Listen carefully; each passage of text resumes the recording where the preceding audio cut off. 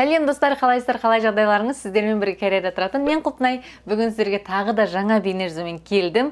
Тұзды тағамды көп тұтынасыздар ма? Күнделікті өмірде қан қысымдарыңыз жоғары ма? Яғни давлениеңіз жоғары ма? Немесе сіздің айналаңызда давлениесі жоғары жандар бар ма?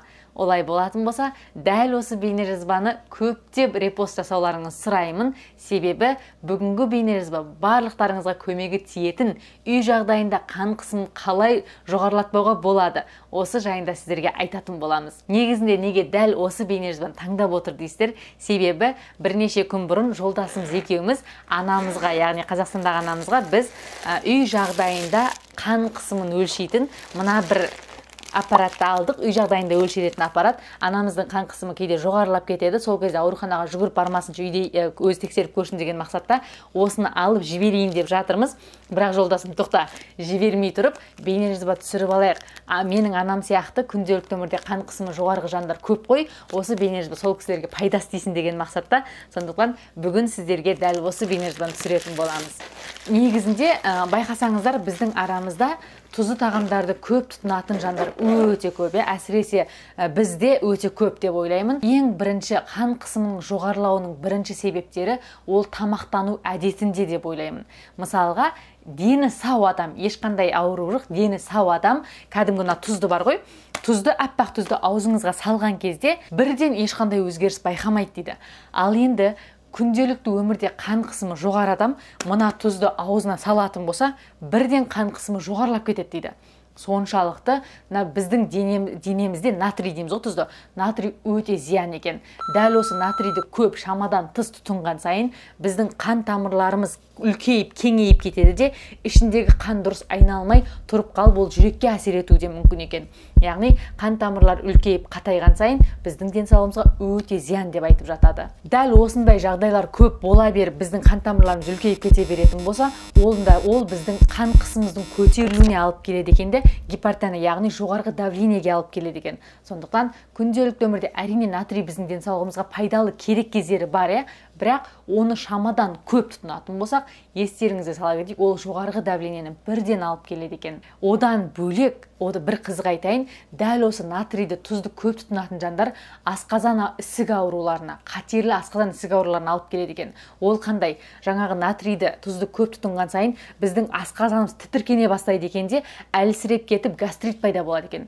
Осы гастрит пайда болған кезде біз емделмесек, тұзды тамағымызды азайтпайтын болсақ, онда ол гастриттен ары қарай қатерлі асқазан ісік ауруына шалдығады екен, Құдай сақтасын. Сондықтан тұзды тамақ әрине денсаулығымызға жақсы ғой, бірақ шамадан тыс тұтынбаңыздар. Бір тұзды көп жеу арқылы біздің бүкіл денсаулығымызға зияны бар екенін ұмытпасаңыздар деп ойлаймын. Және де дәл осы натрий қан тамырларының қалыңдатуына алып келіп соғады дедім ғой. Және осы қан тамырлар қалыңдап кететін болса, жүрекке тікелей әсер етіп, миға тікелей әсер етеді екен де, адамда инсульт пайда болады екен. Қараңыздаршы, бір тұз қандай жаман аурулардың барлығын алып келіп жатыр. Мына тұзды біз тек қана шамадан тыс тұтынбайтын болсақ, осы бір жаман аурулардың алдын бәрін ала аламыз деп ойлаймын. Тағы да бір нәрсе айтайын ба сіздерге? Дәл осы тұзды көп тұтынатын болсақ, біз шөлдей береміз ғой, суды көп ішеміз. Ал суды көп ішкен сайын дәретханаға, кіші дәретке көп бара береміз. Кіші дәретке көп барған сайын біздің денемізде кальций азая бастайды екен. Ал кальций азайған сайын сүйектеріміздің барлығы әлсіреп, сүйек әлсіреу ауруына да ұшырайды екенбіз. Сондықтан тұзды әрине тұтынайық, бірақ шамадан тыс емес. Олай болатын болса, тұзды қалай аз тұтынуға, аз жеуге болады? Ол өте қарапайым. Тамақ жасаған кезде тұзды аз қосып жасасақ болады. Негізінде кәрістердің отбасында үй жағдайында тұзды тамақтарды өте аз жейді. Әсіресе үйінде бір кішкентай балалар болатын болса, тіпті тамаққа тұз қоспайтын адамдарды да білеміз. Мысалға біздің өзіміздің енеміз үйіне барсақ, тамақ тұз аз қояды, бір-бірімізге айтып отырамыз. Соншалықты тамаққа тұзды аз қосады. Біз енді сырттан ресторандарға барып, асханаларға барып тамақ ішкен кезде, немесе доставкамен тамақ тапсырып жеген кезде, вау, дәмдісін-ай деген сөз бірінші шығады. Себебі енді жеген кезде бірден дәмді болсын деген мақсатта сырттан желінетін тағамдарда тұз өте көп болады.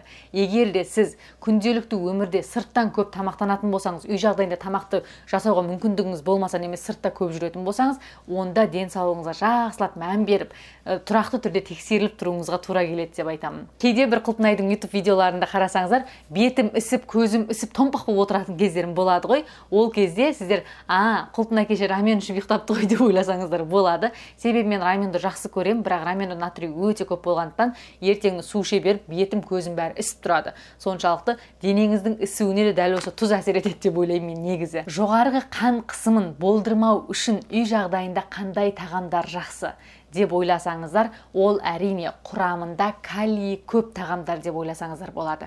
Калий натрийді шамадан тыс қолданатын болсаңыздар, калий соны көмектеседі деп түсінсеңіздер болады. Және де егер де сіздің натрийді тұзды аз қолданған күннің өзінде де сіздің денеңізде калий аз болатын болса, калий жетіспейтін болса, онда сізде жоғарғы давление, яғни жоғары қан қысымы болуы әбден мүмкін. Үй жағдайында қандай тағамдарда калий болуы мүмкін? Олар сүтте, тәтті картоптарда, бананда, шпинатта, қызанақта және оған қоса апельсинде, алмада, авокадода және қауында құрамында калийлер өте көп болады екен. Үй жағдайында сіздер осы мен айтқан жаңағы тағамдарды көкөністер мен жеміс-жидектер тұтынатын болсаңыздар, құрамында калий көп болғандықтан жоғарғы қан қысымының алдын алуға көмектеседі екен. Ал енді кейде біздің арамызда қан қысымынан дәрі ішіп жүрген жандар бар. Ондай жандар, ой, Құлпынай айтты ғой деп, мына көкөністердің бәрін тұрақты жеп жатырмын деп шамадан тыс тұтынып қойып, калий дәрі де ішіп жатыр. Оның құрамында да калий бар. Калий шамадан тыс көтеріліп кетпесін. Сондықтан ішетін кезде, тұтынатын кезде дәрігеріңізден бір рет ақыл кеңес сұрағаныңыз жөн деп ойлаймын. Және де күнделікті өмірде қан қысымы жоғары адамдарға айтатыным, оның ішінде әрине мен анам да бар, сіздің денеңіздегі натрий мен калийге үлкен мән берулеріңізді сұраймын. Соның өзін ғана қадағалап отырсаңыздар да ұзақ өмір сүруге болатын бір ең үлкен мүмкіндік деп ойлаймын. Ал егер де сіз қан қысымына, кейбір адамдар бар ғой, өмір бақи қан қысымына дәрі қабылдап жүретін жандар бар, жоғары давлениеге. Ондай жандар бірден дәріні тоқтап, ой, Құлпынай айтты ғой деп калийді толтырып ішіп дәріні тоқтатып қоймаңыздар. Өйткені ол өміріңізге үлкен қауіп болуы мүмкін. Сол үшін міндетті түрде дәрігердің кеңесіне жүгінгендеріңіз дұрыс деп ойлаймын. Және де күнделікті өмірде әрине артық салмақтан арылу, күнделікті 30 минут болса да жаңадай жаяу жүру, жеңіл спорттың түрлерімен айналысу, түрлі витаминдер мен калий-кальцийларды дұрыстап ішіп жүрсеңіздер, онда сіздердің денсаулықтарыңыз жақсы болып, жоғарғы қан қысымы болмайды деп ойлаймын. Менің қазіргі айтып жатқандарым үй жағдайында сіз қалай мынандай азық түліктерді жеу арқылы немесе бірақ зиянды тұз деген жауымызды аз жейтін болсақ, онда біз ұзақ өмір сүруімізге мүмкіндігіміз болады екен.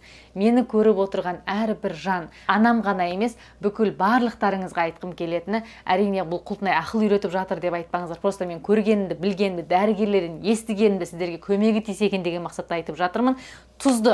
Денеміздегі тұзды ғана азайтсақ, біздің ұзақ өмір сүруге мүмкіндігіміз болады екен. Сондықтан тұзды азайтайықшы достар, тұзды аз жесек ұзақ өмір сүреміз.